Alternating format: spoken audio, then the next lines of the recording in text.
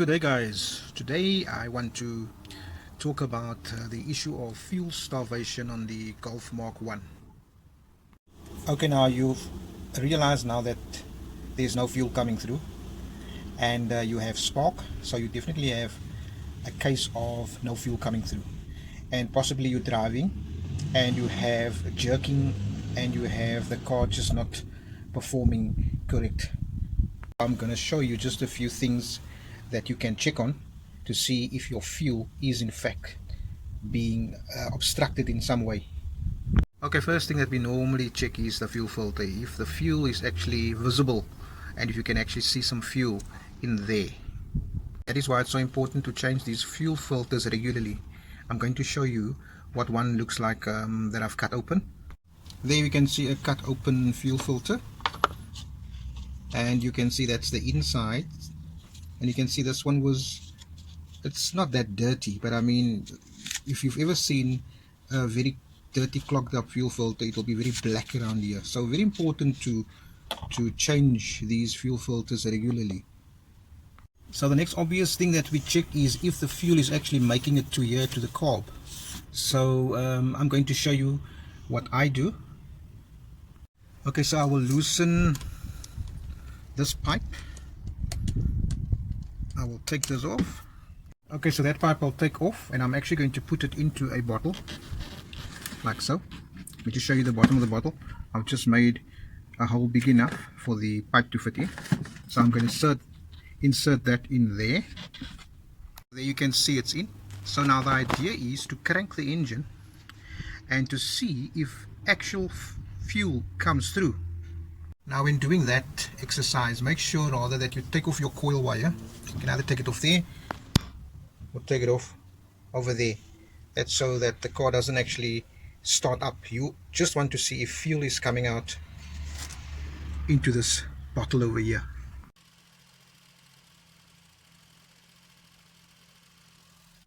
So if you have no fuel making it to the carburetor, it can also be your fuel pump.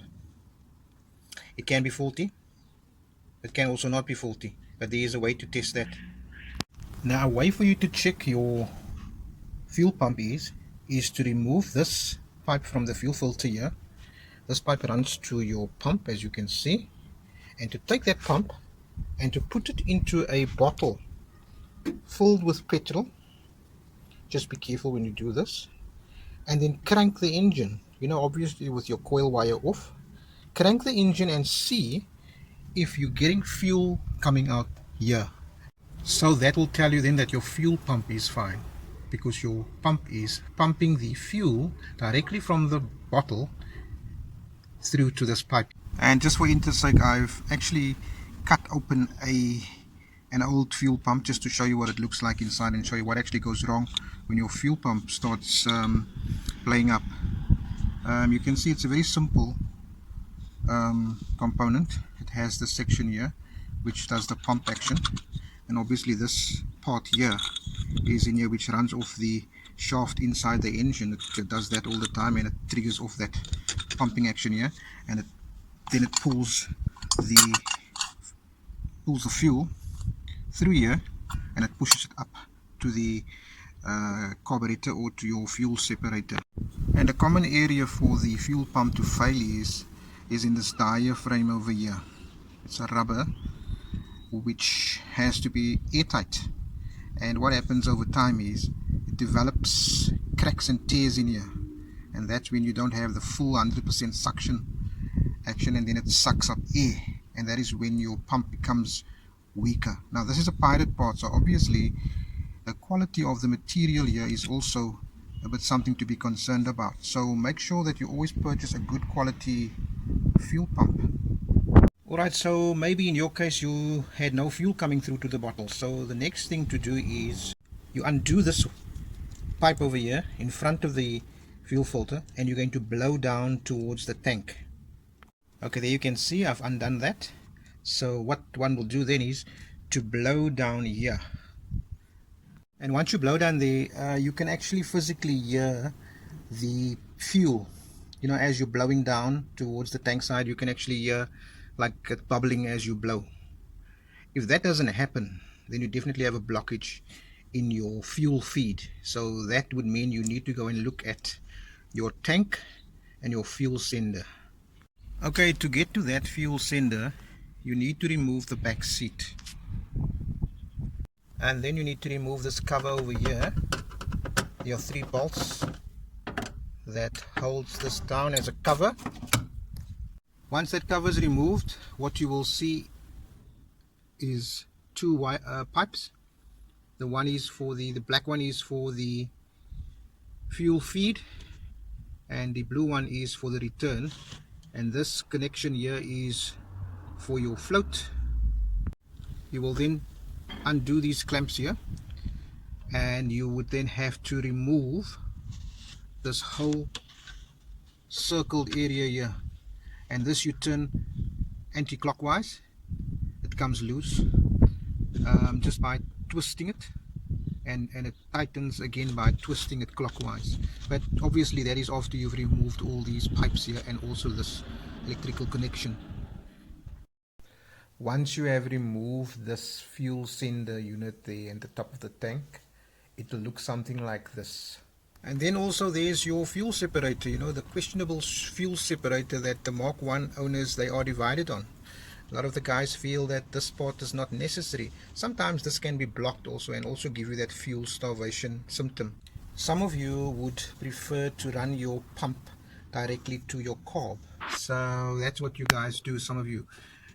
That is fine, I don't have a problem with that. But now what happens if you have too much pressure going in here to the carb?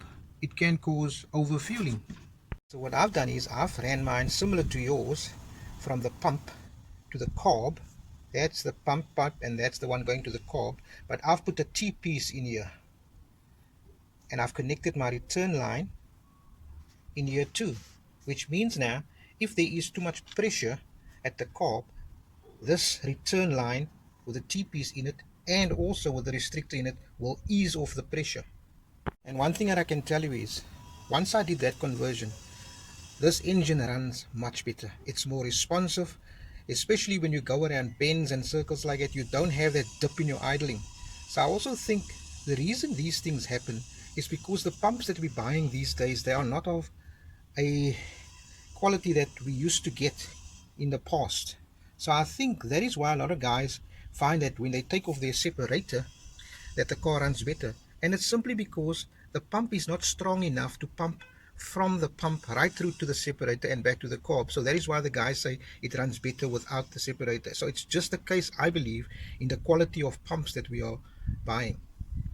By the way, the earlier models used to run on this principle. There was no fuel separator, there was just a T-piece, you know, between the pump and the carb, and that used to ease off the pressure at the carb.